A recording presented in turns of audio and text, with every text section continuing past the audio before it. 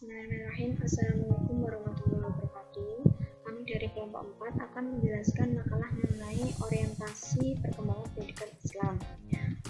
Yang pertama, saya akan menjelaskan mengenai perkembangan iman dan takwa terhadap pendidikan. Iman berarti percaya, sedangkan takwa berarti sikap memelihara keimanan dengan mengamalkan ajaran agama Islam. Perkembangan iman dan takwa terhadap pendidikan yaitu Iman dan takwa sangat penting dalam peserta didik. Tanpa iman, ibadah yang dilakukan sia-sia. Bahkan amal yang dilakukan tidak akan sampai kepada Allah SWT. Keimanan dan ketakwaan yang dianugerahkan Allah SWT untuk kaumnya haruslah disyukuri dan diperkuat dengan cara meningkatkan ibadah amal. Misalnya di samping menjalankan proses kegiatan belajar mengajar di sekolah, seorang peserta didik harus wajib untuk melaksanakan sholat, zakat, dan puasa. Selain itu, disunahkan untuk membayar infak di sekolah. Berikut penerapan iman dan takwa dalam kehidupan sehari-hari di sekolah sebagai peserta didik. Yang pertama adalah menjalankan keenam rukun iman. Yang kedua, menaati perintah Allah dalam hal beramal soleh dan mendapatkan ridho Allah. Yang ketiga yaitu membersihkan diri dari hal-hal yang diharamkan. Yang keempat yaitu ringan tangan atau saling membantu sesama teman. Maksudnya jika ada seorang teman yang mengalami kesulitan, maka kita diwajibkan untuk membantunya dalam hal kebaikan. Yang ketiga yaitu amanah. Sebagai seorang siswa, kita diamanahkan untuk mengerjakan tugas dari seorang guru. Kita tidak boleh mengeluh akan hal itu. Kita harus sabar, ikhlas untuk menjalankannya. Terima kasih. Untuk materi yang kedua akan disampaikan oleh Selanjutnya saya akan menjelaskan tentang khalifatul fil ardi dalam pendidikan. Khalifatul fil ardi adalah pengganti Allah dalam melaksanakan perintah-perintahnya terhadap manusia yang ada di muka bumi.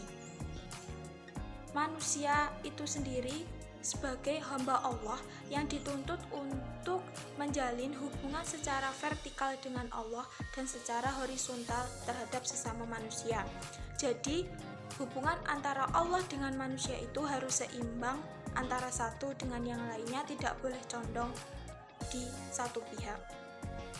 Perlu diketahui juga, manusia adalah makhluk Allah yang paling sempurna.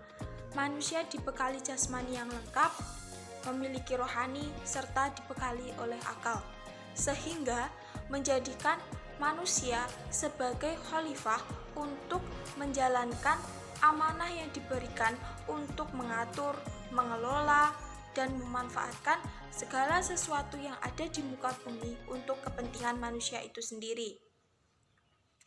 Peran dan fungsi dari khalifah terhadap pendidikan yaitu untuk menentukan tujuan dari pendidikan itu sendiri, untuk menentukan kurikulum dan bertanggung jawab terhadap Tuhannya dan sesama manusia untuk mengubah dalam hal kebaikan yang sesuai dengan keinginan dan kebutuhannya melalui pendidikan.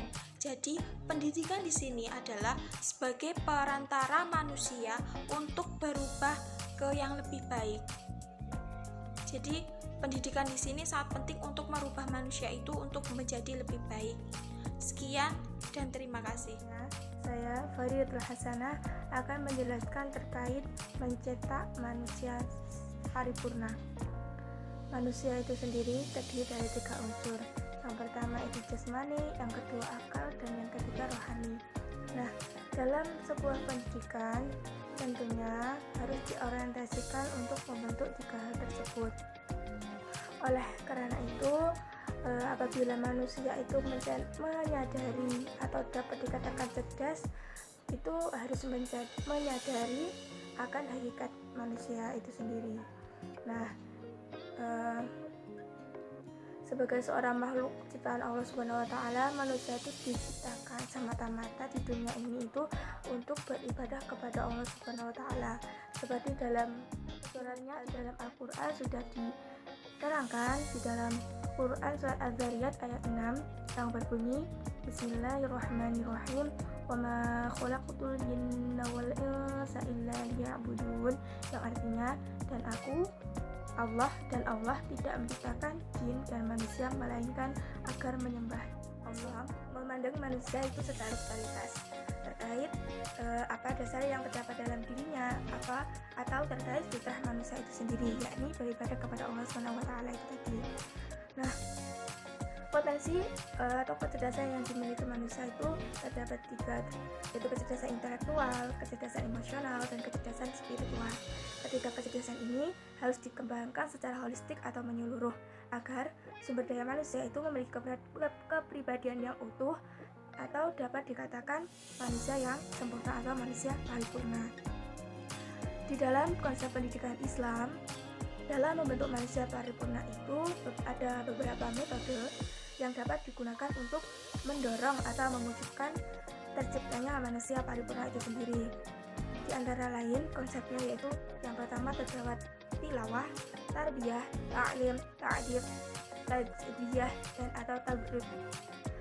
Terkait tilawah itu merupakan konsep yang mengembangkan kemampuan membaca dengan tujuan agar manusia itu memiliki kefasihan berbicara dan kepekaan dalam memahami fenomena atau memahami kejadian atau suatu peristiwa. Sedangkan terkait tarbiyah itu salah satu konsep pendidikan Islam yang merupakan proses mendidik manusia atau tak lain untuk memiliki tujuan memperbaiki kehidupan manusia ke arah yang lebih baik atau menuju ke arah yang sempurna atau paripurna itu tadi. Selanjutnya itu metode ta'lim. Dalam metode ta'lim ini mengedepankan terkait antara pengajar dan yang diajar atau antara murid dengan guru. Sehingga konsep ta'lim ini merupakan konsep pendidikan ilmu pengetahuan seperti itu. Yang selanjutnya itu konsep ta'dib. Konsep ta'dib ini pendidikan menjadi satu hal yang penting atau yang diperbincangkan, mengingat karena terjadinya keruntuhan akhlak di kalangan umat Islam seperti sekarang ini. Sehingga dikarenakan hal tersebut itu dapat dikatakan bahwasanya manusia pada saat ini itu mengalami krisis moral seperti itu. Sehingga konsep ta'dib ini sangat baik atau sangat cocok untuk diterapkan dalam pembentukan manusia paripurna atau manusia sempurna itu tadi.